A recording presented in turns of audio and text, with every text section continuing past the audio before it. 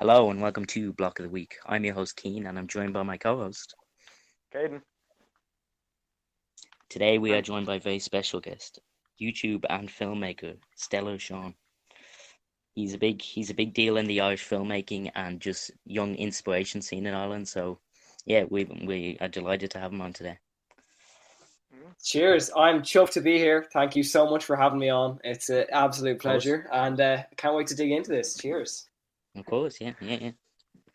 So thank obviously you. you, as we mentioned there, you're a filmmaker and YouTuber. So filmmaking is probably like the primary thing you're known for most of the time. Because Yeah. you make so many great films and it's just you're just so good at it. Basically, I think it's like Thanks so much. Cheers. Thank you. basically, yeah, it's great. So some of your previous films I loved, like Blood, Sweat and Tears, Rue, they were all great films. Like I loved watching them. I enjoyed it. Like when we did some research for this episode, I went back and watched them all, and again it was just a joy. Had a nice movie now. Thank you, man. Thank you so much. Yeah, I think I kind of got a bit lucky with some of those early films. In all honesty, like if we were to look back at Brother, that's by far everyone's favorite out of the ones I've created, Yeah, and definitely. it's. I mean, really, like I don't think I wrote a script for that, but I don't remember like having to go through this really like rough editing process. And then when I took on later films, I was watching loads of videos about writing and editing your scripts, and so I really tried to take it quite seriously. But kind of Mhm. sometimes I think it's a great example of how just sometimes taking it a bit easier than you usually would, like not taking yourself too seriously, is really like it's not the worst way to go Yeah, sometimes, and I think definitely. that's a great example of it. Yeah, exactly. That was a great film. All your old films, they have a certain charm to them. Even like movies nowadays, you can tell you've grown and you've like your stories get more in depth, more filming locations and such. But they still all have their own charm. It's not like one's better than the other. It's great Thank like that. It you, really thank is. you. I Was was it? really enjoying as well. Yeah, yeah, Just yeah. watching Broken Reflections, I was able to pick out like half the scenes and go, "Oh, that was filmed here. That was filmed there." It's really good they Yeah, use yeah, the yeah. I got a lot yeah, of it's those really things. good Yeah. they use the local spots and yeah, no, definitely a couple of spots here and there I would have been able to pick out. Like I know, correct me if I'm wrong, but I'm pretty sure Wicklow Pier was featured. Oh yeah, Uh, oh yeah. Around a couple of train stations. I'm pretty sure back at Greystones there was near the end of That's the the one. film. It That's was the used, one. yeah. Yeah, and I actually spotted one of my friends in the film, and it was actually really interesting. Oh no And I ended up way. sending her. Yeah, yeah, no, yeah. She said that she was a really big fan of you, and she got like you asked her, do you want to be in it?" And she said yeah, and she was really delighted about that. And it was really good that you're getting just like people from like the scene just getting involved, like you're getting everyone involved, not Cheers. Yeah, just I like people mean, that you know. It's really yeah, good. yeah. That's something I'm really trying to embrace with the films, as well, because it's such a great way to bring people together. Someone once said that this is paraphrasing, but one director once said, "I refuse to agree with the auteur theory," and the auteur theory is basically this idea of a director, really like running the show and being the center of everything and making the film what it is. But some director once said that he disagrees with it primarily because that like suggests that a film is made by one person, but filmmaking is actually an ensemble, and that's something I'm really trying to embrace more and more by bringing more people in, and it's way more fun that way. Like you have so much more fun when you work with more people. So it's really great that you guys are noticing that, and that yeah, thank you so much. Of No course, problem. having that And community must be great, especially in the filmmaking scene. Yeah, yeah, yeah, yeah. And like in Ireland, it's quite a tight one, to be honest. So whenever I go to Fresh Film Festival, just I get to meet so many young filmmakers, and it's an absolute joy to see them again. And yeah, and you've got like people like my friend Cal in Dublin. He'd be like my number one go to if I'm ever looking, like if I'm ever having trouble with motivation or something. I just go to him, and it's the same vice versa. It's great to have like, although it sometimes can feel like you wish there were more filmmakers in Ireland, young filmmakers, it's great to know that it's quite a tight knit community as well, and Yeah, you always have someone on your back, and then like it's also kind of trying to grow the community as well, because I brought on some people to Broken Reflection. I could have gone and just hired, I suppose, the other young filmmakers I know, but I kind of just decided to go to like Mark Curran, the videographer, who is so talented. He came from like a university in a college in Bray, and then the other actresses who were in it, they came from my acting agency, and I suppose it's just kind of bringing more people into the circle. No, like if they want to stay or not, that's completely their choice, but I suppose it's all just really trying to open it up a little bit and have as much people involved, because that diversity kind of just makes for better films, in my opinion. Yeah, Yeah, that's exactly. actually very interesting. I've just got actually a small question about it. So obviously you like taking a lot of pride in your filmmaking and a lot of pride with it, but how does it feel to be the director and actor and also the person editing it? Does it feel like you bring it any closer, like with your experience with the film? I Do you know feel what like you mean. it's more I know what personal, you mean. more intimate? Yeah. Writing, I suppose, if you're writing the film, that's where the real connection is with you. Because when you're writing it, you bring so much, even like without trying to, you naturally bring so much of your own perspectives to it. Like themes from your real life start finding their way into the story. And so I suppose that's how I feel the closest to my films. And then, you know, that's a great question. When I'm acting in the role, that's just, I mean, that's something I really only took up with Broken Reflection, I suppose. And that was a surprising, kind of challenge. And it was a little bit scary going into it, being the director and the actor. But that was more just like to challenge myself, and it was also because, well, it would be cheaper. I wouldn't have to pay myself, and also there would be then.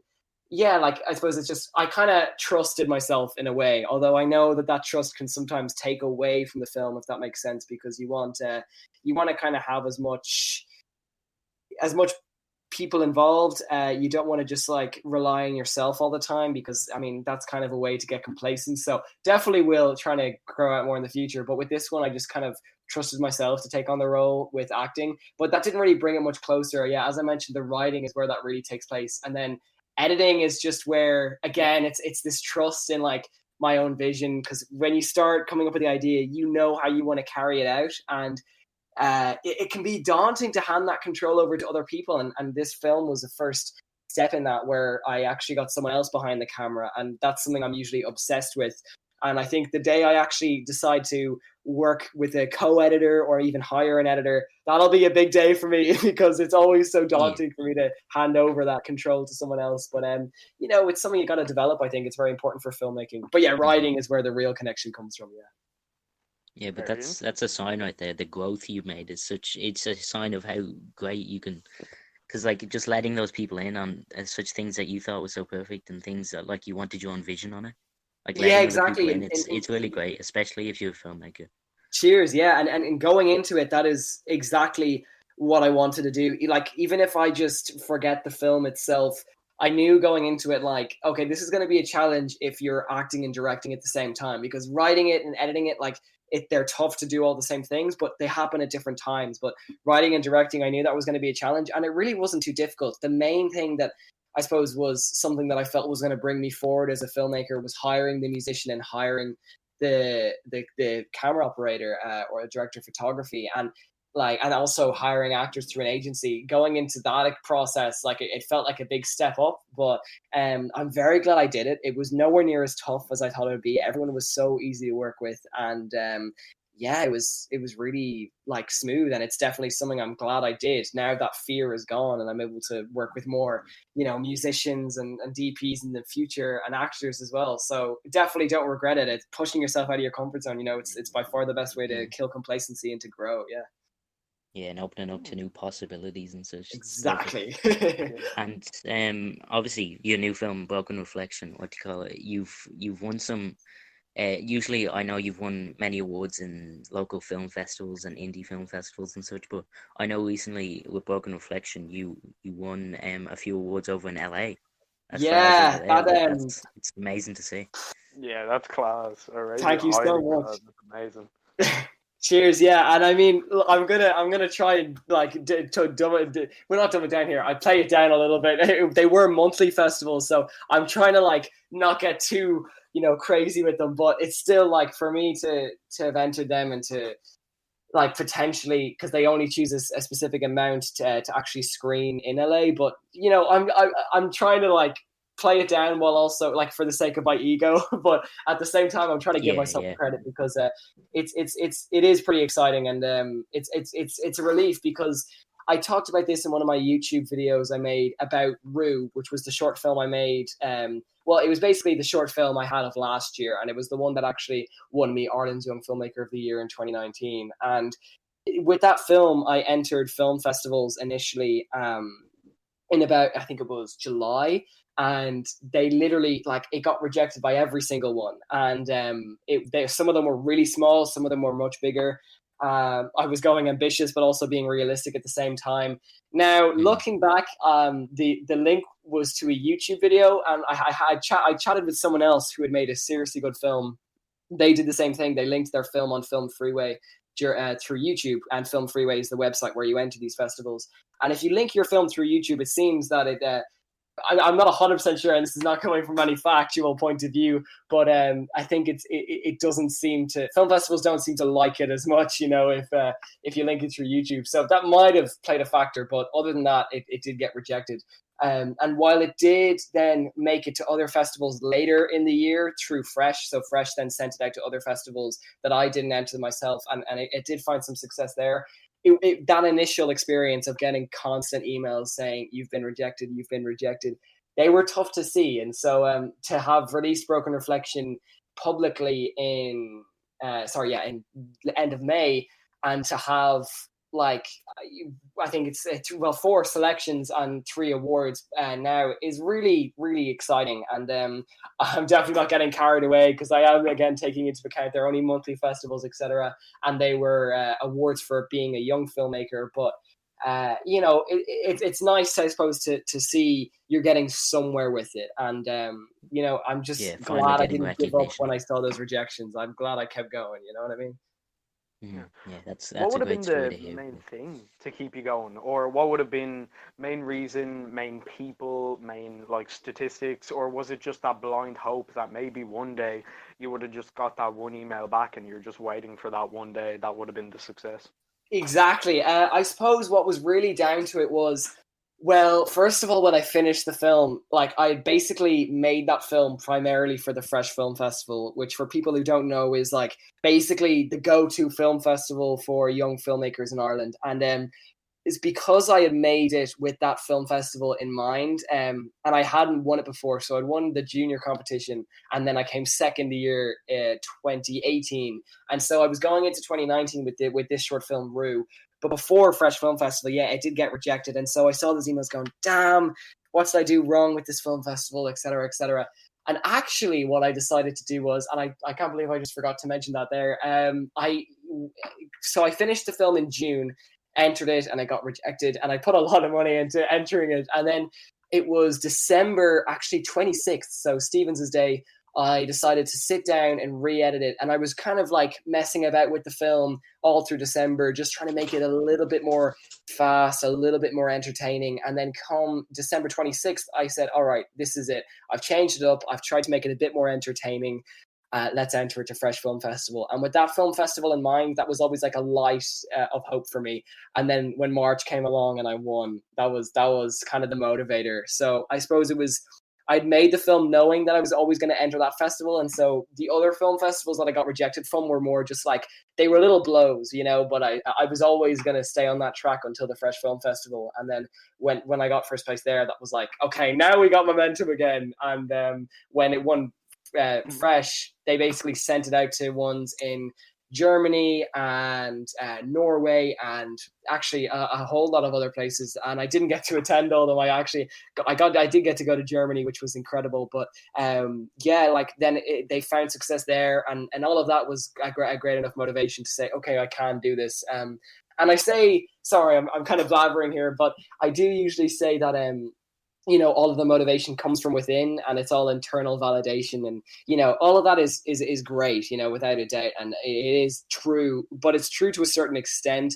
All of those things are going to you know, like the rejections and the low statistics, etc., they are going to kind of like, they are going to take away from your confidence and discourage you no matter what. And you can have like just that confidence to keep going, no matter what. But you know, it's okay to accept those blows as well, and that they're always going to happen. But you have to have faith that one day the good thing will happen again, the piece of luck. And while film festivals definitely aren't everything, and they do not define you or your ability whatsoever, they are nice reminders that you are doing good, but they can also be nice reminders that you can probably work a little harder. And I think, if anything, they're just a good like identification of whether or not you can actually try and make it in this industry. And so when I got rejected by them, I said, okay, I'm going to up my game. And when I changed it around a bit, I suppose, yeah, it entered. So, you know, learned a lesson from it. Yeah. Mm-hmm. Definitely, That's really definitely. good. Yeah.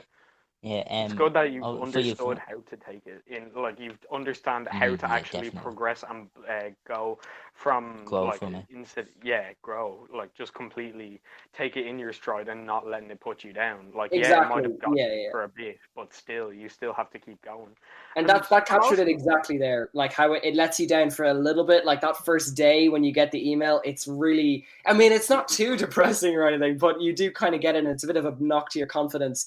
But like as soon as you kind of freshen up again and you realize that that is just one festival and that is just one judge saying that some other films were better than yours, as soon as you kind of get that clarity again, it's very easy to keep going. And I think as long as you have your real motives in filmmaking based on entertaining people and actually having an impact, if you have your like values set there, then film festivals, as I say, what I was trying to get at actually in my last like little speech there was that film festivals should only ever be a bonus really to making the film, and making the film isn't always the most enjoyable experience, but releasing it and seeing how it impacts people, that's what counts. And so yeah, film festivals should only ever be a bonus, and as long as you have that in mind, you should always be able to keep going, I think. Yeah. Mm-hmm. Yeah, and very obviously you've good. great stories from YouTube and filmmaking, but how did this all start? Like when did you originally get the idea or like get the inspiration to start your filmmaking or YouTube and such? Great question. Yeah, I think it all really started with, well, the main thing was wanting to be a filmmaker when I grew up, but I had no idea where to start at first. You know, I was like anybody else who had no camera, no nothing, and I was on the films. Well, it was on the set of a Tesco commercial back in, let me see, 2004, around 2011 I think it was 2011 or 2010. I was on a Tesco commercial. I was around, I think I was 8 or 7 years old, and I was completely mesmerized by the set, and I always use that same term. I was completely mesmerized by everything, the atmosphere. And as soon as I left that shoot, I said, that is what I want my life to be like, because I was just so obsessed with the cameras, so obsessed with the excitement beforehand, and the buzz, the community. It was great, and I really loved that. And so I went home that day and I said, right, I'm going to watch as much YouTube video as possible. I'm really going to try and take this seriously. But at the same time, acting was always at the forefront of my mind. But then over time, I started acting in more and more things. And the more I acted, the more I kind of got more interested in behind the camera. And so over the years, I was watching YouTube videos from channels like Film Riot and podcasts, well, not podcasts, but like I was trying to take in everything that you could about behind the scenes filmmaking and the purpose of filmmaking, etc. And eventually my dad joined me as I was acting on a short film just here in Wicklow, and they were filming it with a DSLR, which for people who don't know, it's basically like the camera you have before a cinema camera.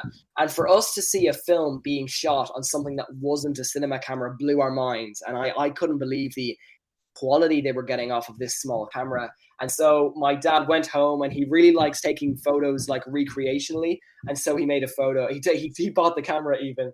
And since that day, I think it's been like all steam ahead. Go, like I've just been taking it as seriously as possible. Made little films with iMovie on my iPod, and got a camcorder for Christmas. Just made home videos with that. And then one summer 2016, I was obsessed with Casey Neistat. I was obsessed with bloggers even on YouTube. And I said, right, I'm going to make my own YouTube channel. This is going to be the day. And I had already made like stop motion animations on YouTube, etc. But I'd never actually done this before, where I was, like putting my face out there. And so I just uploaded my first video. It was like this, like how my channel, where my channel's going to go, etc. That kind of like first content vibes. And I kind of just loved the process of making it and sharing it. I found it very exciting, and I kept going at that. And then just heading into the end of 2016, I was in school in my first year of secondary school, and I walked by the art classroom and I saw a poster for the Fresh Film Festival junior and senior competition, and I realized I was still eligible to enter the junior competition. And I'd made short films before with my friends, but they never went anywhere. They never went on YouTube. They were literally just for our own entertainment. And so I said, right, I'm going to make a short film. I'm going to make it by this deadline, and let's just see what happens. And so I filmed a whole short film with my friend. It's still on YouTube. You can watch it, Blood, Sweat, and Tears. It was very exciting for me to kind of be taking a short film seriously instead of just making YouTube videos and edits. And I entered it into the Fresh Film Festival, and it won in the junior competition. And every summer since then, I've been making films with friends, because the following summer I said, I think I might enter again. I have to, but I'll be in the senior competition.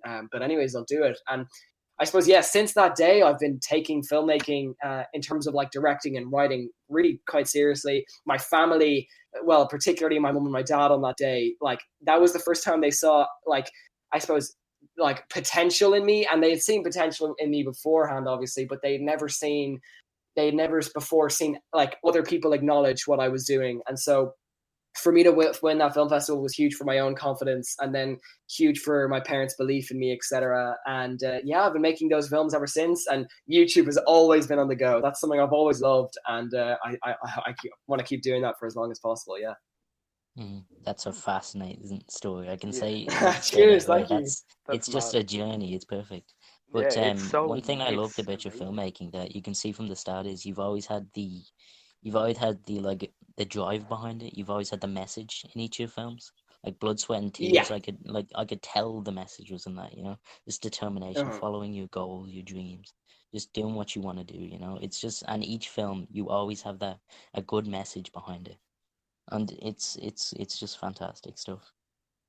Thank you so much. And then that's always been something I've wanted to keep in mind. I think with my first short film, Blood, Sweat, and Tears, that really was the first thing that came to mind. For some reason, it wasn't, I think a lot of people at that age, and nothing is right or wrong here, but, a lot of people make horror films. A lot of people make stop motion films. And for some reason, the Oh, first thing that came to my definitely. head there was like a motivational story.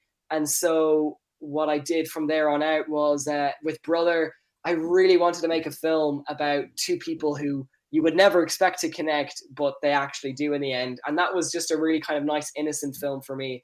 And with Rue, I suppose it was kind of similar. I wanted to have, for some reason, naturally, I've just always wanted to have good messages behind what I'm doing. I really have no idea why, but it's something I'm grateful for. I think the real trigger for me was when I basically, after Brother came second in the Fresh Film Festival in 2018, I was invited to the Prodigy Camp in America in Seattle. And when I went there, that like it completely changed my perspective on how powerful filmmaking can be, and how if we like use our moral compass to guide our stories, we can really like try it and improve the world in even the tiniest of ways.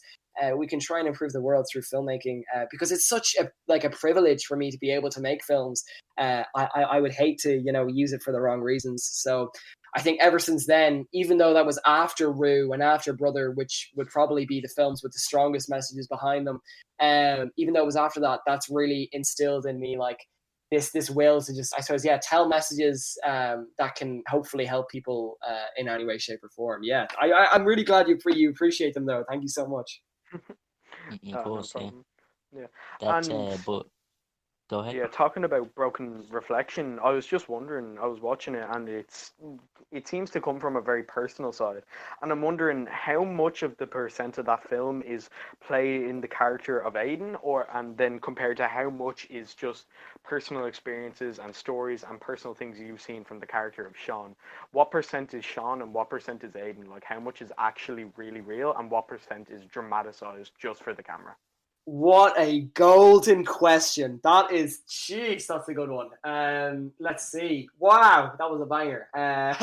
Let's say, I would have to say honestly, like, I suppose because I wrote it, it would honestly probably be I mean, I couldn't really give a specific percentage. I would say it's 50-50. So from my real life in the story, I suppose what's real with that film is, for those who don't know, it's basically a film about this guy Aiden who is making YouTube videos that include very dangerous stunts, and he's getting a lot of popularity from them, but eventually he starts to see that what he's doing is actually really starting to hurt other people, and so he tries to get out of it. But then there are people he works with that aren't as keen to let him out of what he's doing. And so yeah, the part that's real for me comes from seeing people do extreme things on the internet, and seeing people, I suppose, influence people the wrong way. As I mentioned, it's really a privilege to be able to make YouTube videos and to make films and to just have fun with your job. Although it's not, providing a whole life for me at the moment. Hopefully one day it will, fingers crossed. And yeah, I have always thought we should really be trying to use this stuff to inspire people in some way, shape, or form. And I suppose everyone has a different definition of inspiring people, and what some people are doing online. Although their content, is cool to watch, etc., I think it can definitely be taken the wrong way. And that's kind of what I started to see on YouTube. A lot of these, I mean, it's no doubt that, never mind the stunts online, but just the extreme content is what gets the most amount of views. And at the time of writing it, I was really trying to ground the stories I was telling on YouTube. I was trying to make them more, connect, like more relatable and more meaningful. And I witnessed a big dip in my views, and I kind of realized, well, okay, I could probably work on my titles and thumbnails and my presentation, etc. But there's no doubt that what's popular online, as I mentioned, is the extreme stuff. And that was like the real side of that film for me. That's what my real mind, I suppose, decided to apply to that film. But then obviously the you might say fake side of it, or the fictional side, that really came from, I mean, yeah, that just came from my mind in terms of trying to make the film as entertaining as possible through, what would you say, like, the stunts, that, like, from a cinematic point of view, I was so excited to write that stunt sequence, because that's something I've never really got to do before with my film. So I was really excited about that. And then there are certain moments in the rest of the film that you'd say, okay, well, I hope that didn't happen to Sean. And thankfully they haven't yet. Like say the fact that Aiden has a manager, that's fictional. Say the fact that his life is pretty much threatened at one part of the film, that's fictional. And that's all to add to the dramatic effect. But at the end of the day, the real message, I suppose, yeah, that comes from my real life. So hopefully that answers the question. Yeah. Yeah, definitely. Yeah. What you said about inspiration there, and how somebody can be a bad inspiration and a good inspiration. How does it feel for you to be? Because obviously you must be an inspiration for a lot of young people, especially in Ireland, considering you're only 16 and you've done all these amazing things. Like, it must. How does it feel being such a big inspiration to all those people? Well, first of all, thank you so much for that. I suppose, wow, great question. I literally say that to every question on a podcast, so my bad, but it really is a great question. I suppose it feels like it's just an honor. You know what I mean? It's something that never actually hits me. A lot of people have said it to me before, and it means so much to me that they reach out to me and say that, but I never actually, it never really hits me, and I never leave going, wow, I really do inspire people. And it definitely is a confidence booster, but it's something that I can't wrap my head around. You know what I mean? I suppose at Yeah, the it end of the just day, hovers over you, and you never yeah, really see it. exactly. That's the kind of thing. It's really cool, and I really appreciate it when people say it to me. But again, it's something I really can't believe, because all the stuff I'm posting online and all the stuff I'm doing, it really just kind of feels like the stuff I should be doing. I feel I naturally gravitate towards the content I make on YouTube, and I naturally gravitate towards just making films, no matter what age I am, etc. And I'm just loving doing it. And for people to then reach out and say, that put me in a really good mood, or that really inspired me, or I picked up this new thing because you did that. When I read those messages, it's so exciting. But again, at the end of the day, I'm kind of just doing my thing, and it means the world that people can be inspired by that. But yeah, I think it's a bonus. It's like film festivals to filmmaking. It's a great bonus of the work that I do. But I don't really know how to look at it. It's just a great bonus. Yeah, it's a great bonus. Yeah, definitely, definitely. It's well deserved, but a lot of people can't really see it. They just take it in their stride, which is great. I think that's what you're doing, and it's great stuff. Great Cheers. to see. Thank you so much, Keith. Course. And lately, well, you talked about your YouTube content there and content you put out that you personally enjoy. Recently, you've done a lot more philosophically themed episodes, existential, privilege. Yeah. I've seen with some of them, and I've really enjoyed them. They're very interesting. Thing you know what you're talking about, and yeah, it's just great to see. It's just where did the inspiration for that come from?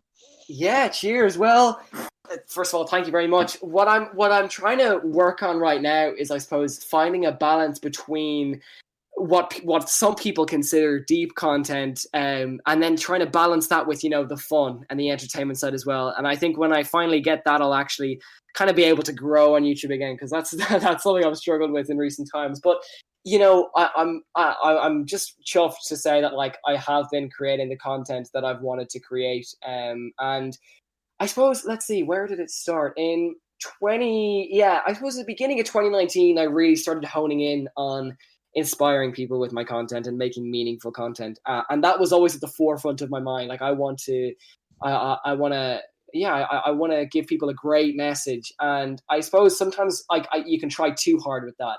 And then towards the end of the year, it kind of more became about documenting my life again, and just just documenting my life and giving people some tips practically, and that's where I started to find a nicer balance of telling meaningful stories, etc., and inspiring people, etc. Because, as I mentioned, when it's at the forefront of your mind, you can sometimes go over the top. And then this year, all of a sudden, my content has honestly gone through so many phases, it's ridiculous. You could break it up into two categories. Before 2019, it was really all like fun vlogs, jokes, etc., particularly in 2017 and early 2018. And after Prodigy Camp on my YouTube channel, you'd see the content naturally change. But as I mentioned, I feel like I took it too seriously in 2019. And anyways, getting to the point, Sean, come on. The beginning of 2020, I started listening to people like Jason Silva, and I started also just really reading up on just these topics that genuinely interest me. I remember in the summer of 2019, I made a video about daydreaming, and that was my first, like, almost video essay style video. And I felt like I forced that one, that didn't feel like it was from the heart. But the more recent ones I've been doing I've really just wanted to make them. And I suppose it's a case of, I've just really been trying to read up on certain things, learn about new things, and also grow my practical side of filmmaking by learning effects in After Effects, and learning new tips in editing and filming, etc. But as I mentioned, that's just the practical side. But to get back to the actual question, come on, Sean, you're not doing a great job here. Basically, yeah, I think it's just, I've really tried to focus on learning recently, and I've also done a lot of journaling. That's something I did kind of a little bit through 2019, and then all of a sudden this year, journaling has become such a huge part of my life, and really sitting down and thinking about things. And when you do that, I suppose, new ideas come to you. And for some reason, the recent ones have, as you mentioned, been based more on philosophy and like, I suppose, how we can live our lives and how we can think to be happier. And I think it's just come from taking time to reflect, which I got to do. I've really focused on the past couple of months, and also trying to learn. Those two things really just inspired me to make the content I'm making right now. And as I mentioned, trying to make it a bit more entertaining, but I think I'll get there one day. And I'm loving making the content I am. Sorry, that was so long. No, That it's was too grand. long an It's answer, but no, hopefully I trust got me, the these point are across. very interesting Yeah, answers. it's actually really Yeah, interesting it's to a hear joy this. listening to it. I don't even want to Yeah. interrupt. It's just, it's like something's going on here, and I don't want to touch Yeah, it. Yeah, perfect it's stuff. so Perfect. good to hear. And yeah, I just want to ask, you're definitely a lot more famous than the average person, especially trying to make it on YouTube. And I just wanted to ask, what's the deal? Like, what's the one thing you miss, like having a smaller community? Like, you have a bigger, like a way bigger community now. It's over 10,000 easily, and that's just on your Instagram. What's the one thing you miss about being smaller, but what's the one thing that you appreciate about having the bigger community and just having the interaction with way more people? These questions are absolute fire. Wow. Okay, that's a fantastic one. I suppose there's very little I miss about the smaller community. I suppose one thing would be you miss the really direct, like you miss the excitement. Yeah, I suppose that's what I would say. I miss the excitement of just making a video, because there was a time when you're smaller and you're trying to grow that, like, no matter what video you make, it's like, as long as you make a video, it's exciting. And as long as you make a video and finish it and see it off, like, that's enough to fulfill you. But then as kind of time goes on, you really start focusing on the craft, and that can be a little bit more challenging to get fulfilled by. And I suppose, yeah, like, there was so much excitement around just uploading a video when I first started out. And then to link that to the community, when I would see a comment by someone, like when I would reach, let's see, like 100 views in a certain amount of time, and then 1,000 views in a certain amount of time. And also when I would get like 100 likes, and then I would get a certain amount of comments, etc.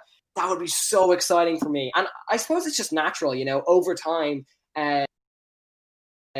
Though the importance of those things for me naturally faded away, and that might be different to some other people, because I know there's a lot of thoughts around it all becomes about the statistics. But for me, it's really been more about focusing on the craft side of things, and really focusing on creating. And yeah, I'd missed that initial excitement on just making a video, but then on the flip side of things, now where I'm focusing more on improving the as I mentioned, the craft of filmmaking, etc.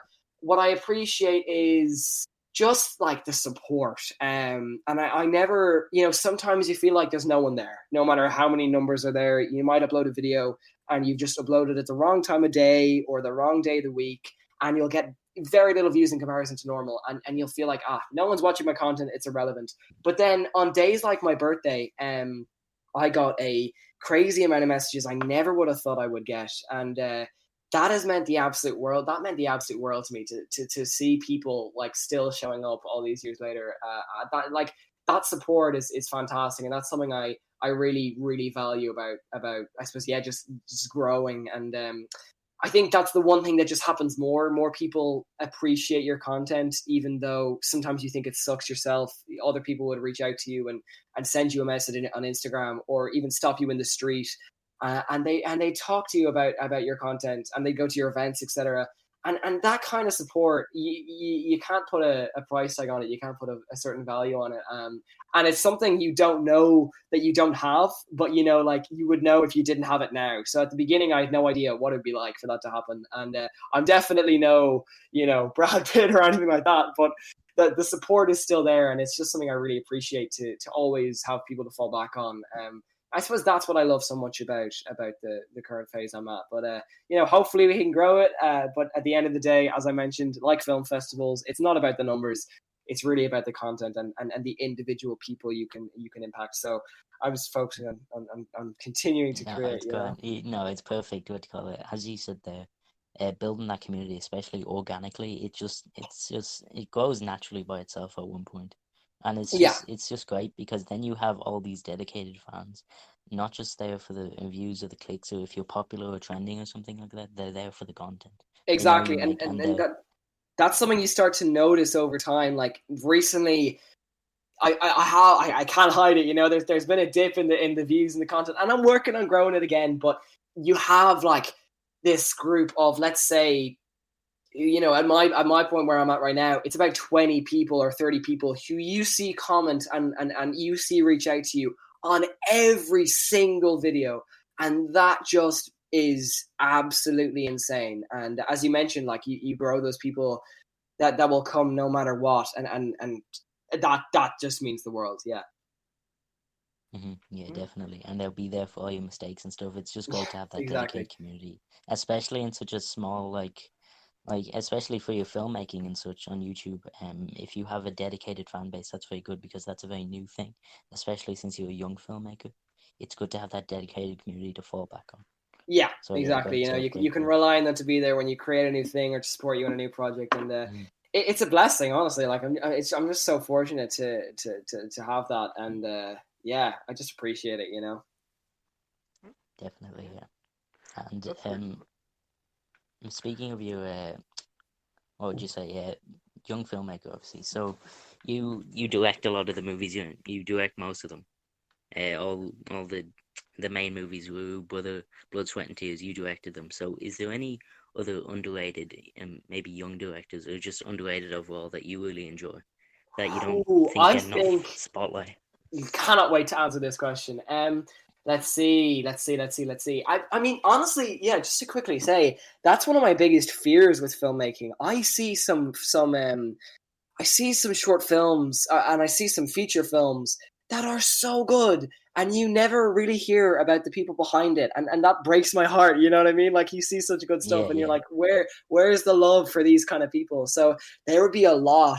There's one guy, Vincent Lam. I think. I mean, he's definitely got some credit. He's a good friend of mine now, thankfully, and he was actually nominated for best short film at the Oscars last year. I think he is like he's so talented, and his film was just absolutely amazing. It was called Detainment, and it's quite controversial now, but it was really just so powerful. I think I can't wait to see what that guy creates. I suppose he wouldn't be too underrated though. It's great to see him. He's getting the attention he deserves. Let's see. Christopher Nolan. I'll never, no matter how many supporters that guy has, he's made The Dark Knight Rises, he's made Inception and Interstellar, all those amazing films, and he is such an incredible fan base. But no matter what, I think that man will always be underrated. I just think he is genuinely if not the best filmmaker of our current, our current a generation basically. And he still hasn't won an Oscar for best director, which I think is sickening. really? Yeah, but Wait, he's is my that favorite true? director, no doubt. Wow. Yeah, I can't. He still hasn't. He some of his films have, but he's never actually won best director, which just it disgusts me. But anyways, let's see what Yeah, else. it's And very strange. Ava DuVernay, she's growing, but I think she is so underrated. So she directed the Netflix series When They See Us, which you may have seen, and that was one of the most moving and powerful things I've ever seen. It was basically a limited series, I should say, on Netflix, and it was absolutely fantastic. It was some of the best filmmaking I've genuinely ever seen, and I think she's very underrated, but I can't see where she's going to go because I can't wait to see where she's going to go. She's really got a fantastic way ahead of her. Honestly, you asked me that question, and now I'm just thinking I should really open my eyes more to filmmaking because there are so many underrated filmmakers out there, and I'm working so much on creating. I suppose I don't take enough time to really appreciate the actual the creators out there. So those would be like the three people that really come to my mind. But at the same time, they're established. But if we were to look at let's say the Irish filmmakers, I think there's Cal Arnold. I don't think he's underrated. I think for his age, he's getting great appreciation. But I can't wait to see Yeah, what I've that man seen some of his creates. stuff. Yeah, Yeah, It recently, wasn't it? Yeah, that was yeah. good stuff. Good stuff. yeah, he just won Ireland's Young Filmmaker of the Year for 2020, and he's a goat. He's gonna grow great places. Can't wait to see where he goes.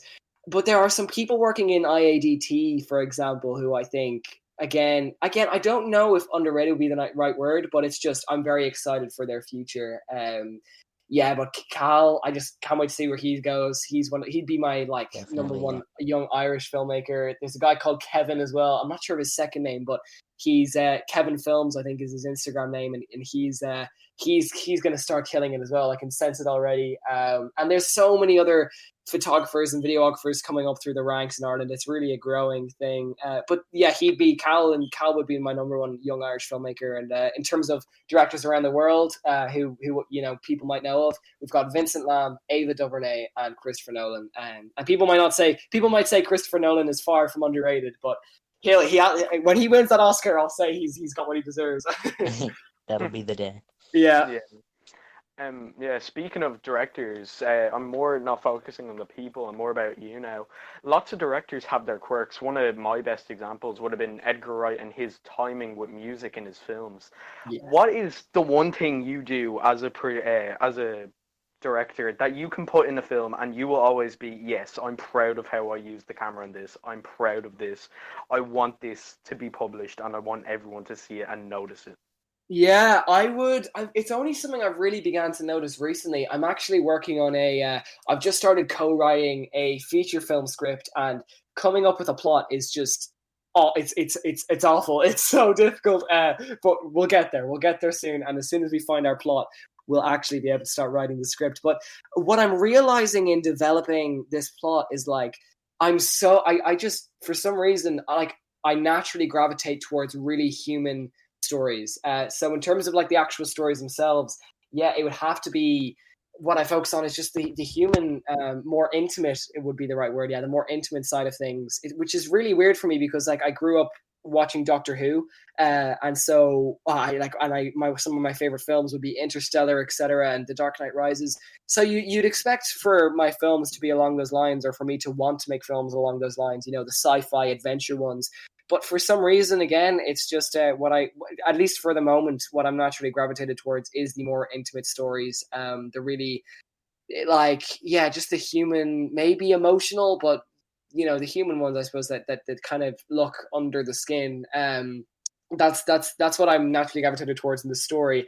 And maybe in visuals, it would have to be at least something I've took on recently with my short films. I just love really tight shots. I love like shots of the face, you know what I mean? I suppose like blurred backgrounds, really tight shots, they're my kind of go-to. And while I would like to start kind of implementing more wide angles, for some reason that those tight shots on the faces with the blurred backgrounds, there's something about them that I find is not only so cinematic, but when you color grade it the right way and when you mix it with music the right way, those shots can be so powerful. And some of the best stuff I've seen in films have been those types of shots. So those two things are what I'm naturally gravitated towards, both the human stories, the intimate stories, and then, yeah, tight close-ups are. Those would be my two things that I just like love to include all the time. Definitely. Very nice. I can imagine a nice tight close-up now. I'm expecting in the next film, I'll be very disappointed. I want the whole next film is just to be all of tight shots. Just one close up, the whole thing. Just one following. You only see one character. That's it. There's nothing else. It'd be a nightmare. Oh god. Like just covered up. Yeah. So I know you've taken a lot of trips, either with films or personal. You've gone to places like Spain, Tokyo, Germany, and it's just they're great places, obviously, and I just wanted to see what you thought of them, or if you have any interesting stories from those places. Yeah, honestly, the number one thing I'd have to go with would be Salamanca in Spain. So, like, I'm very fortunate. I've been able to travel to some crazy places since I was young. A lot of places in America, etc. Again, just very lucky in that regard. And, you know, I always felt like, how would I put it? There's like a glass wall, you know, between me and the actual culture itself. I felt I was always looking at cultures from an outside perspective. So I felt that when I went to places like Italy, when I would go to places like Spain, Marbella, and then in America, I suppose those are kind of different trips always. They're very just tourist, just see the buildings kind of things. And Tokyo, then I was so fortunate to go to Tokyo, and my dad actually broke his neck. That's a fun story. I'll start with that story. I've got two, but I'll start with Tokyo in Japan. So the World Cup final was on November 2nd in 2019. The World Cup of rugby, that is. And my dad and I are huge rugby fanatics, me particularly. And so for ages we said, like we said, okay, let's go to Japan. Let's go. Let's try and get tickets on the day of the final, which was the biggest part about our trip. So we went all the way to Japan to watch the Rugby World Cup final, but we went there without tickets, which is pretty insane. But what's even more insane to this story, and I actually have a video about it called the Japan Miracle, because for me it is just such a miracle that this trip happened.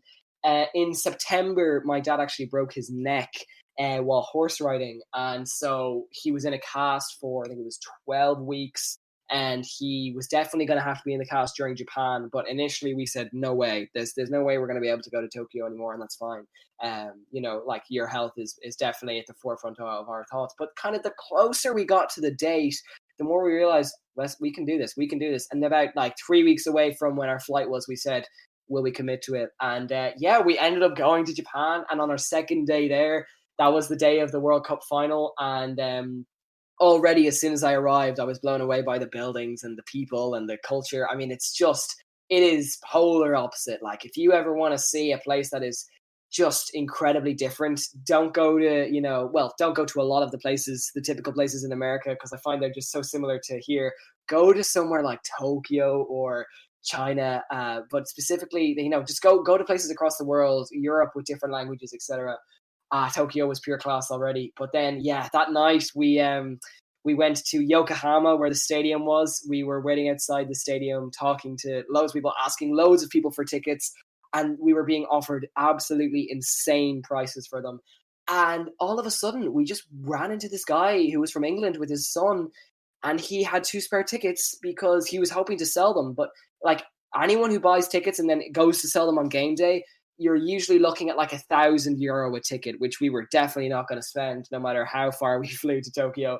But this guy was offering us tickets for below the face value of them. We thought it was like a scam or something at first. So we walked then to the stadium from the train station. I was in full disbelief. And we got in, and then that night, South Africa won the World Cup, and it was one of the most insane nights of my life. Cheslin Kobe, who plays for South Africa, when he scored his try for South Africa, I'll never see my dad react to anything like that again. His eyes were watering, and the World Cup final was against England, and there's a lot of I suppose, a little bit of tension between the two countries in rugby. As a joke, it's all fun, but you know what I mean? Like, it was great that was such a great time. And Japan was just amazing. And then I have to comment on Spain and Salamanca, not to drag out this answer even longer, but I went there without my parents, and I traveled to America and England before without my parents, but this was the first time I went with this was the first, like, I've been on trips abroad that have been like very moving and very powerful before, but that wouldn't really relate to the place. They could have happened anywhere. So trips like Prodigy Camp, and when I went to Germany for the film festival, that was so huge for me to be able to go to an international film festival. But again, like, that wasn't specific to the location. And so the reason this trip was so special to Salamanca was I went with 2 friends, and I went in March, and from January, I had really committed to learning Spanish. So I've been learning it since first year, and I'm going into 5th year now in secondary school.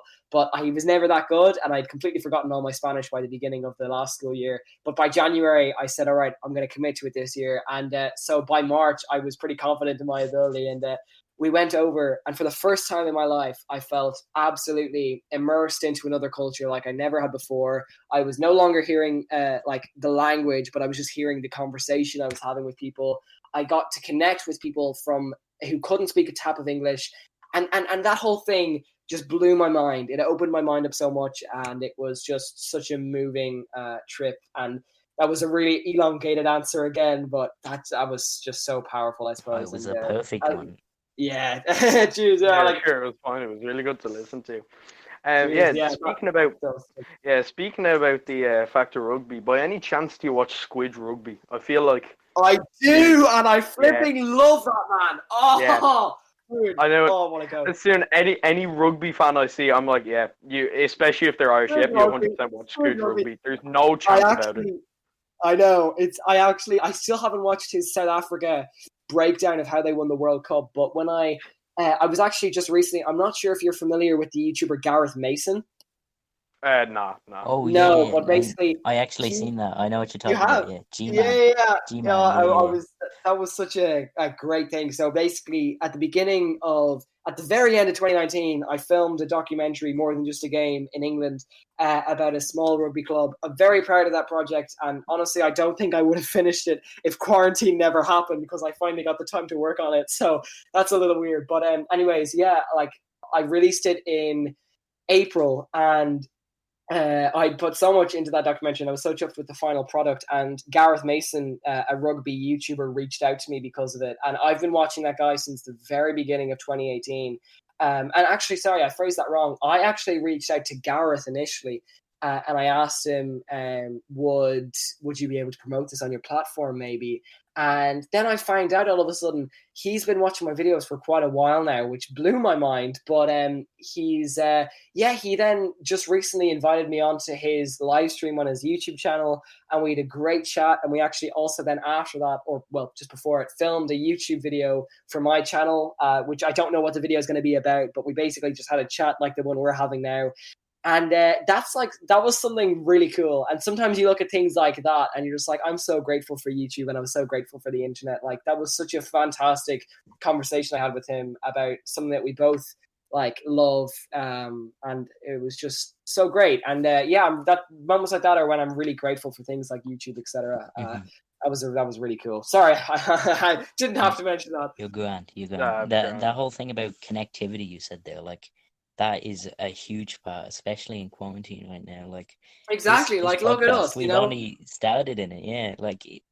We would have never been able to get in contact with you if not for the internet or anything like that, any platforms like YouTube or anything. And I never would have I probably wouldn't.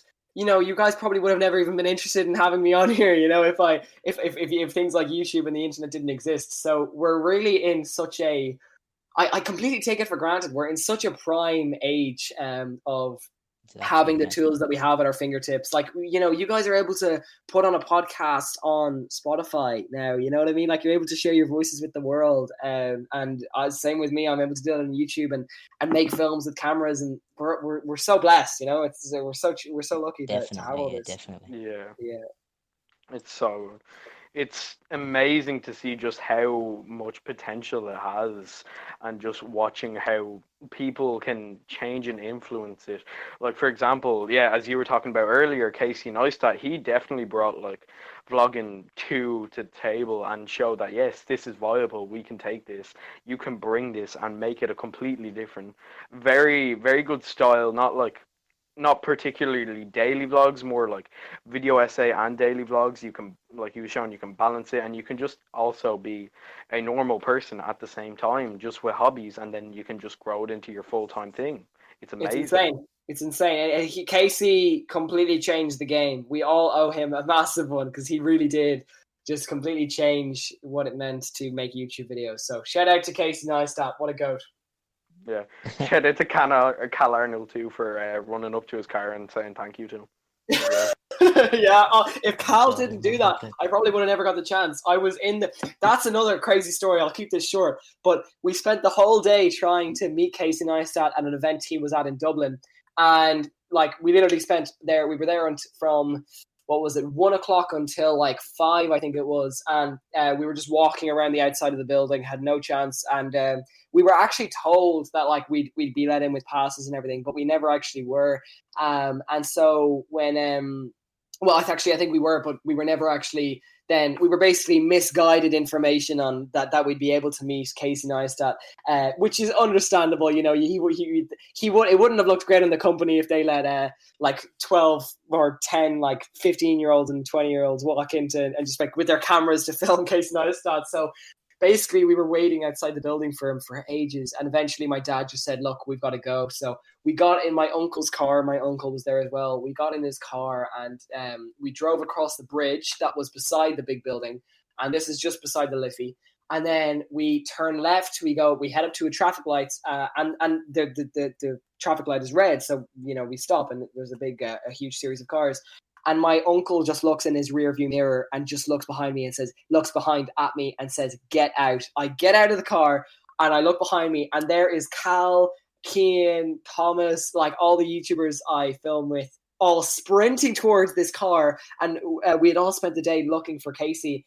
And I said, this has to be him. The car behind us, I'm not joking, the car behind our one is Casey Neistat's. So it wasn't like his actual car, but he was in that car, and he got out, he said hi to us, he said stay stellar, and he put Cal in his vlog the next day. What a flipping goat, Casey. Definitely, that's a class story. That's like a miracle. That's amazing. Put that one on the phone. That's like mad. It's like that would have been so tiny for him. Like, it's such a tiny gesture for him. But then considering how, it's like genuinely, he just like that anyone can do that. Anyone can hop out, say hi, put you in a video. Like that's simple. Like that's what like me and my mates do anytime we go out. But just to think how much that can have an impact on is mad. And then like you're thinking, oh yeah, it's such a small thing to do. You've probably done the same. You've probably said hi to a couple of your fans before and been like, oh, what's the story? Like, how are you? Like, what's going on? And still, it's just mad. Like they're getting really excited, and it's just amazing to see how much of an impact you can have just by saying a couple of words. Yeah, Not yeah, even on literally. a screen to tens of thousands of people. It's just a couple of words to one person in person. Exactly. One thing I wanted to ask you about was not as much now, but more earlier in the year, or more 2019. How did you manage balancing like more schoolwork with work? Because I've seen it said a lot of times that you do all these amazing things while still in school and still doing all this work, Yeah, especially in such a high, especially in fifth year even, like yeah, all that work yeah. you must be getting. Like, It's how is that? How do you manage that? it's a little bit overwhelming sometimes, without a doubt. Especially Definitely, I since can now imagine. I'm really trying to like up the YouTube game in terms of like I'm really putting way more focus on the editing and the production quality, and so they take a little bit longer to make. And yeah, like it can be tough sometimes, and I'll probably have to like weigh off a little bit in fifth year, and that's why I was so grateful for fourth year, because I was able to make a documentary during the year. I was able to make a short film during the year, and also keep up YouTube and work client videos, and that's all stuff like I never would have thought I'd be able to actually do during a school year. So fourth year, which for people who aren't Irish is a year where you have a lot more freedom to do your own thing. That changed the game for me really, and it really opened up a lot of opportunities. But in third year, I suppose would be the best example of keeping up school while making YouTube videos. And I suppose the beginning of third year was for some reason like for me personally, looking back, it was like my best spree of videos. I was just really chuffed with all of the content I made, and people were really liking it as well. And yeah, like that was a great ride. But then, kind of the second half of the year, it was, and I don't think it's a coincidence that the more I studied, kind of like the less motivated I got with videos, just because I was able to think about them less. It kind of felt like I was making them just to like keep them up there. So time management was just like naturally something that came to me, because at the beginning of 2019, I had really focused on like good habits, like waking up early and structuring out your day, etc. Just like, so I got everything I needed to get done, and so like that wasn't too big the challenge. And for anyone looking to really like build those skills, I recommend checking out a channel called Matt Diavella.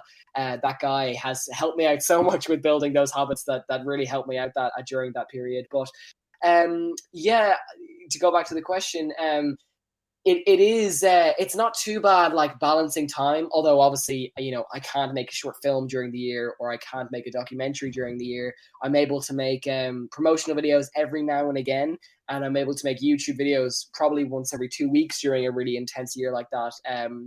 But yeah, where was I going with that? Oh yeah, but unfortunately, when you do a lot of when you're doing a lot of the studying, etc., and you're also trying to like create stories, rather than just vlog your days. If you're really trying to create stories about certain things, you have to focus a little bit more on the writing, and also you have to be inspired, and during that time, I found that inspiration quite difficult, just with how much I was studying.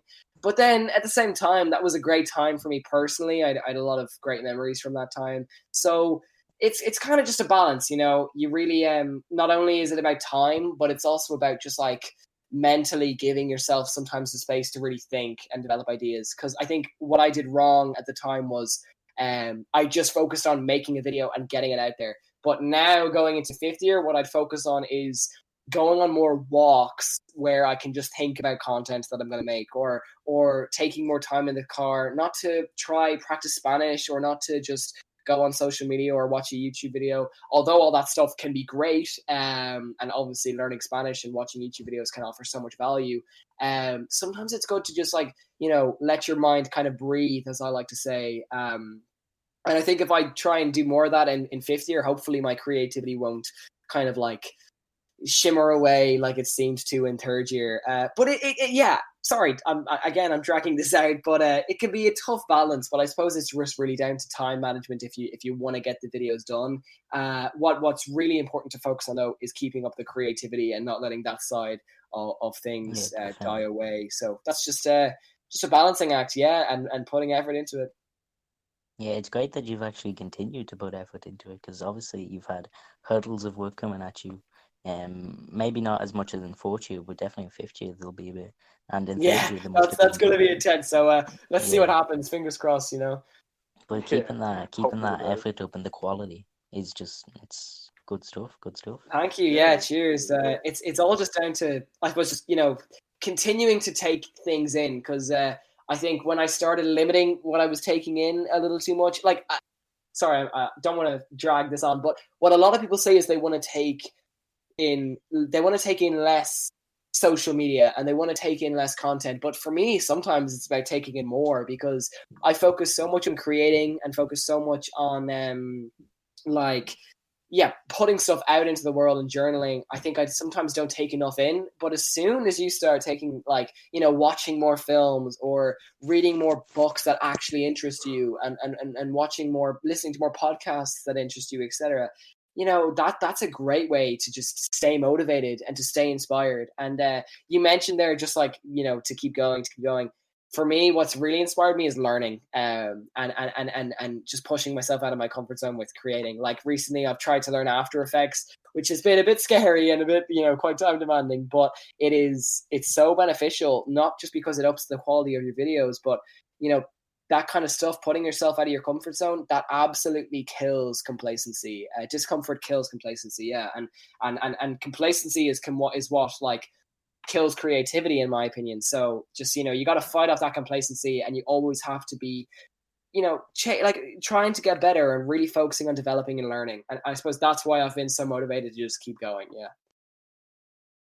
Yeah, that's really interesting. I know earlier on you were talking about how you like rugby and you went to the Rugby World Cup.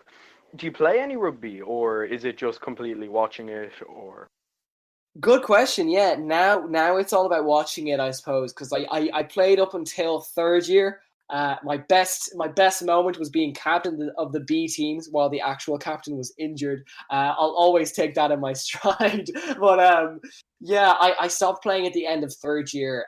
Basically, I think, honestly, I'd probably still be playing today. Obviously, not in the COVID-19 situation, but I would probably still be playing today if I had played at the wing. But I played at 7, and if you look at kind of how skinny I am, that's really not ideal. So I probably just played the wrong position. It scared me off a little bit, but yeah, I just don't know if whatever about the physical, you know, you can work on that. I think it's more just the mental side of it. I don't have that will to just, you know, kind of smash people in tackles, etc. I love watching it for some reason, but I just don't have the will to really, you know, push myself physically and take on those hits. I've just kind of had to accept that. I always found going into a game there'd be a lot of excitement, and I loved that. But during the game it was just a battle sometimes, and my team weren't that good, so that might be a place in it. But I just was never that hungry to hurt other people. Although it's obviously not about hurting other people. But you know, I think I've found that being a supporter is where it's at for me. Yeah, if you wanted to work on the physical, sure, you can chomp down a couple of spice bags, a couple of chicken fillet rolls every single day. But if you want to get the mental attitude in, you have to like do mad things. You have to actually properly train yourself. Yeah, a lot of sacrifice, a lot of training, a lot of dedication, and especially for something. If it was something like less physical contact, like basketball or football, like yeah, there's still physical contact in football. But like if you're talking about rugby, you really have to be trained to get smashed. And you have to be all the time, and you have to be wanting other people as well. Yeah. Yeah, you have to take the injuries in your stride. You can't just like, oh no, I hope this doesn't happen to me. You have to be like, yeah, I know I'm gonna get exactly. That was my weak spot. I always was going. I was like, if I saw someone coming towards me when I hit the ball, I was out of there. I would pass out as quick as possible. And I suppose sometimes like it can be natural, or sometimes you can work on that mentality. But yeah, for me, it never really seems to arrive. That feeling of like taking on a hit. So probably not, to be honest, for me. But again, like I'm definitely interested in sports. I love doing hit workouts at the moment and running. But like in terms of team sports, I'm watching The Last Dance at the moment, and my interest in basketball has grown immensely. Although I know it's just showing a lot of the highlights, and it still is like that. Watching that has made me go, basketball is class. So you never know. Sean might take up the old team sports when he's older. But for now, yeah, I'm just gonna sit on the sideline. Yeah, nothing really wrong with it. Yeah, so yeah, The Last Dance is all about Chicago Bulls and Michael Jordan and all that, right? Yeah, that's the one. Yeah, And yeah. for me, it is like that level of filmmaking. If I was to keep going on some of my favorite directors list, the director of that would have to be one, because like a lot of those moments in that documentary are exactly my type of filmmaking. It's I just, for anyone who hasn't watched it, I can't recommend it enough. It's absolutely fantastic. So you talked about before. You've obviously been very ambitious with your learning and creativity, especially during quarantine. So, is there any projects you've thought of that were like maybe very big, like just maybe even outside YouTube and filmmaking, like a big Ooh, project or good anything you've been thinking question. of?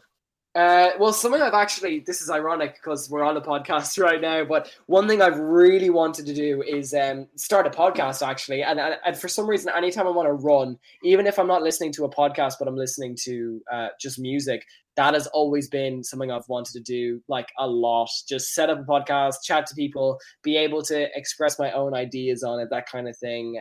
I'd love to be able to start a podcast. And I suppose that might be the only thing that's actually distanced from filmmaking and YouTube, right? But in terms of big projects that I've been very creatively inspired to do, the biggest thing right now would have to be, when I leave school, I would love to make a documentary, like a feature-length documentary about the education system. That's something that's That'd like something be I'd interesting, really actually. like Yeah. to do. I have a lot of strong opinions on the education system here in Ireland, and the education system in a lot of places around the world, I suppose. So that's something I would love to do kind of as soon as I leave. And the reason I suppose I would be ambitious is because it'd be feature length, and I'd love to get some people on involved who just know what they're talking about, because I don't want to just be like this teenager who's just angry at the world in it. I want to Yeah, yeah. really have value in it. And the next thing, well, probably maybe the top thing for me at the moment that I'm working on is a feature film. That the feature film script. Again, as I mentioned, I've just started it. Just started working on the plot, but that would be kind of like the top of the top. And then it's kind of growing my YouTube channel naturally. That's something I'd like to do. Make that documentary, make that feature film. And hope making a podcast one day and stuff like that would be class. And If you actually, wanted to I'd like make a to run a podcast, I'm marathon sure one you day. could do it. Thank you very much. Yeah, cheers. Like, if we can do it, anybody can do it. Thanks so much. Cheers. Just wondering, I know you're talking about runs, and you were saying you were listening to music on runs, and you've talked about, you went to a John Bellion concert, and so I presume you like John Bellion, and you talked about it before.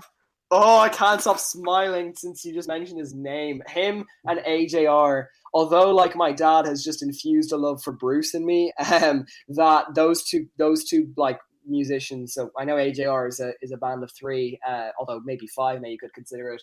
But yeah, John Bellion and AJR, those guys inspire me so much. Their music is absolutely incredible. AJR, their music just really gets me psyched on life, and it really resonates with me. And then John Bellion, not only his music, it just really like gives me great perspective, but his actual creative process. There's a YouTube video about it. If you look up using voice as an instrument, that like his creative process is fascinating, and it's something I've actually tried to embrace with my YouTube filmmaking. So love those two guys, and to put it simply. And I don't always listen to music, I suppose, on podcasts. It's on runs. Sometimes it's podcasts, but I've tried music recently, and I've found I really, really enjoy it a good bit more. So it's great. Yeah, I love John Bellion. I don't blame you. I have pretty much all of the Human Condition tracks on my playlist, and I gotta say, just to round out the whole album as a whole, in my opinion, he does the best thing ever, where he just goes back all over his songs from the album. He takes a bit in the from Hand every of single God. song. Yeah, and it just has such a nice finale to it, and it just leaves you like What a song. amazing. Like, such a great way to see off an album. That is exactly how I would see someone doing it. And actually, the band AJR did kind of a similar thing, but they did it at the beginning of their album, which was kind of cool. They gave a preview of everything, which was cool. But yeah, I love Hand of God. Great song. Yeah, I don't blame you.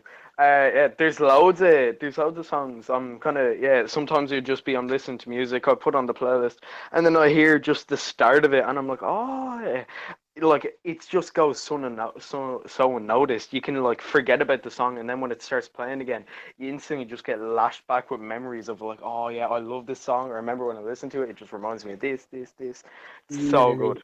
great. Yeah. Fantastic. I love music. You have to say, just love Oh, music. Fantastic. music is easily one of the best tools for Class creativity. stuff. Yeah. Yeah. So you've talked about your projects, and I know, yeah, you're saying you've got a feature film script definitely in the works. Would you like to see any of the like? Not that your ideas for your short story films are bad as short stories, but I'm just wondering, would you like to take any of the short story film ideas and turn them into feature films and fully give them a good backstory, a good end, like not a good end, but like a good, really beefy and juicy story, like I know more exactly loads what of you mean. content? Yeah, Yeah, yeah. thanks. Um, I didn't want to come off like bad or Oh, anything. don't worry, but don't worry. No. I know exactly what you mean. 100%. Like, when I like transform any of them into a feature film. Great question.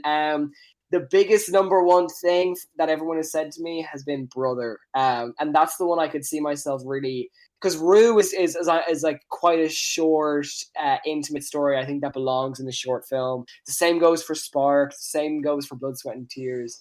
Broken Reflection and Brother, on the other hand, maybe particularly Broken Reflection, I think I could have I could have added a lot more elements into that film had it have been a feature length. So you never know. Maybe I'll return to a similar story one day. And for Brother, everyone would love a Brother too, where like they've grown up and they're meeting again. But for me, I wouldn't want to take away from like the magic of Brother, because like for me that's such a special film to look back on, to watch, even just creatively the work I put in behind it. And then if we were to look at Broken Reflection, that's probably the number one I would consider. All the other ones I would like to kind of leave them where they're at. I suppose like I liked making them and I've moved on. But Broken Reflection, it's probably too early to say, to be honest, because I haven't got the clarity. But if it was going to be anyone that it would be Broken Reflection. But honestly, yeah, I suppose the main thing is I just love moving forward and being able to reflect on short films as their own thing. So it probably wouldn't happen, but you never know. You never know. Yeah, never say never. Yeah, that's good.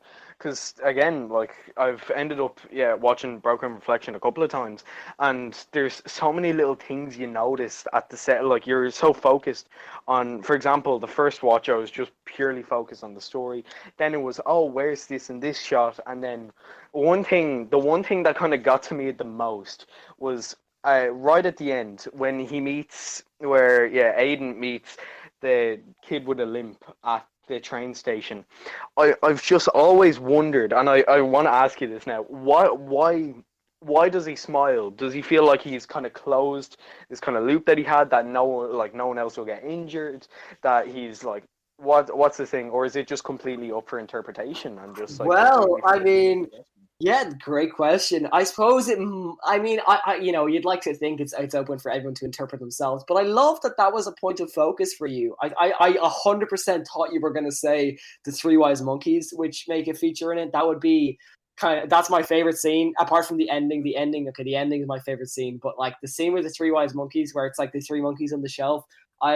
That's basically hear no evil, see no evil, speak no evil, and I was really chuffed with that, and glad people recognized it. I was 100% thought you were going to say that one. It's really interesting to hear that you found the last one was interesting, and great to hear as well. I suppose where that came from me, this is so cool to talk about. I've never like talked about in detail about my short films before. Where that came from for me was, let me see, how would you phrase it? I suppose Aiden goes through this process in the film of absolutely like he starts off loving the ride of it all, but it's all about inspiring people, which we see when he's reading the comments of his short film, of his YouTube videos. So he sees the views, he's like meh, and then he sees the comments and he's like, okay, let's keep doing this. And then he witnesses someone gets hurt by it, and his life actually gets threatened by what he's doing in the film. And all of these two events, and as well as hearing other people's opinions on what he's doing, they kind of accumulate and build up to a point where he says, I don't want to do this anymore. I either change the content I'm making or I just quit and start afresh. And he decides to really try and just get out of it. Like, never mind change his content, never mind try something new. He just wants to get out. And so the lead initially like laughs at him at the concept of him doing it. And then all of a sudden she realizes at the end, oh crap, he's going to do this. And so he's kind of, he's satisfied when he deletes his account. He's quite nervous about it. Yeah, he's satisfied when he deletes his account. But there's still something more in him when he does that. He doesn't feel, I suppose, without making it seem like this is the way it happened. I suppose the way which you could look at it would be perhaps Aiden, like he maybe did all of this, but there was still that one. He still never got to say sorry to that one kid who was inspired by Aiden. So basically, what happens is Aiden, it puts out these dangerous stunts online, and one kid decides to watch it, and he re-injures his leg. He walks across this cliff, which Aiden walks across at the beginning, and he falls, and he damages his leg in a way that's completely permanent. And so what happened was, like, it basically causes a deformation, a malformation, although that can't, not very scientific behind there. But anyways, he's permanently injured in his leg, and Aiden knows this. So no matter what he does with deleting his account stepping away from the work he's doing, deleting all of his videos that have hurt these people, no matter all that stuff, he still can't really say sorry to this one kid.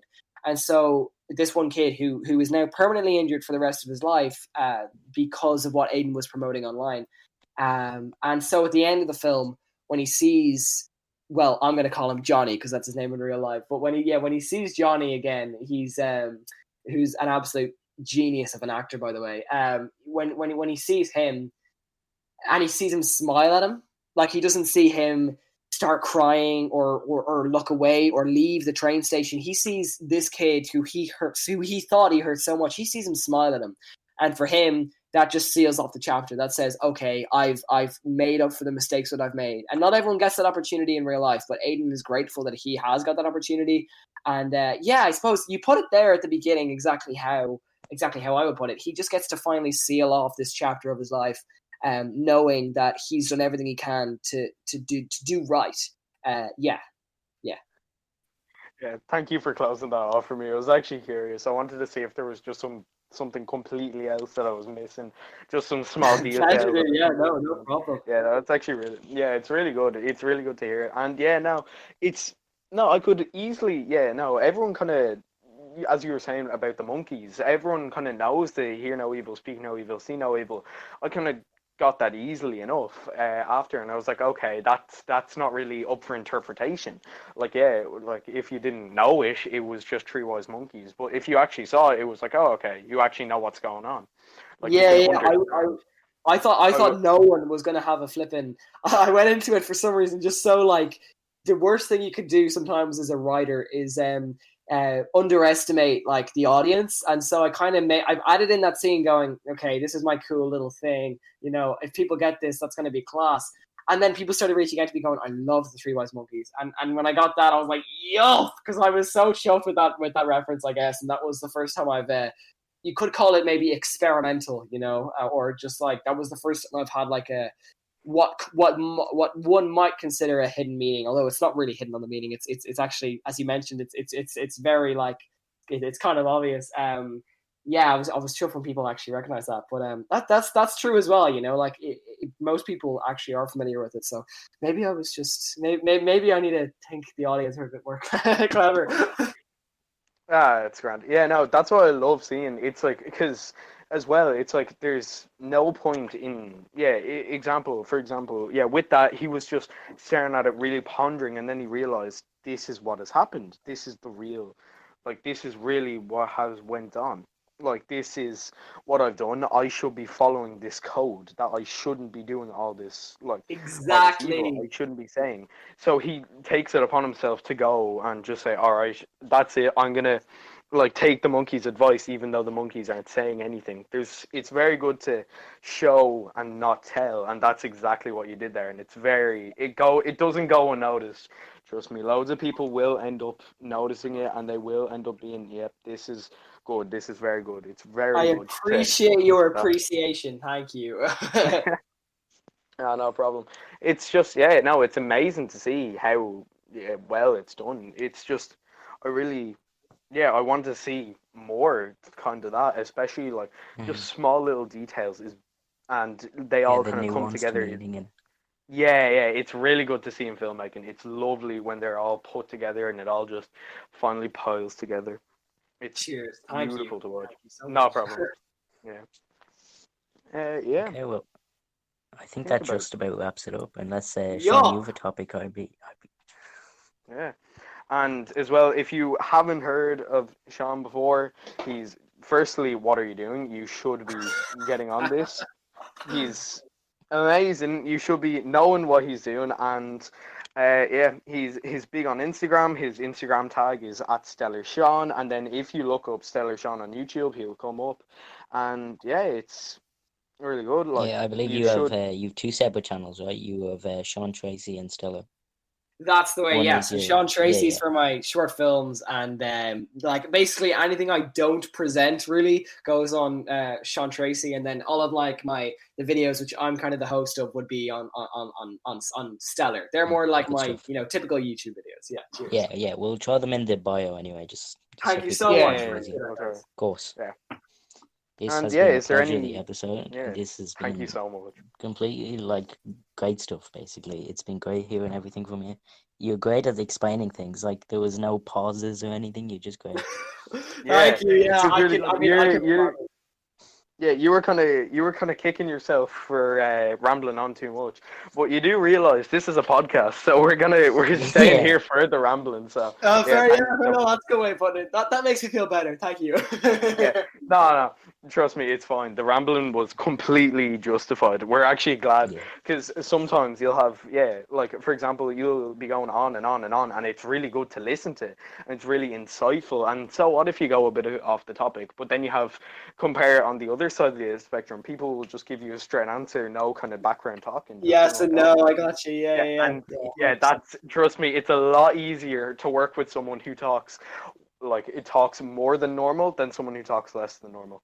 It's Yeah, so yeah. much easier. It's like you have much more to it. So yeah, Thank thank you you. for that. It's Oh, Yeah. you may kick yourself, but we're not kicking you. We're praising you. Trust me. absolute Like, pleasure. Look, thank you so much. Thank you for having me. And I Of want to course, say of to course. anyone who's listening, make sure you subscribe to these guys, whether it's on Spotify or all streaming platforms, wherever you guys are listening. Make sure you subscribe to these guys. This was a pleasure, guys, and Thanks very much. genuinely had such a great time. And I really appreciate that you guys appreciate the stuff that I'm making. It means a lot. So thank you, honestly. You Yeah, guys are us too, legends. man. To be able to talk to you is great stuff.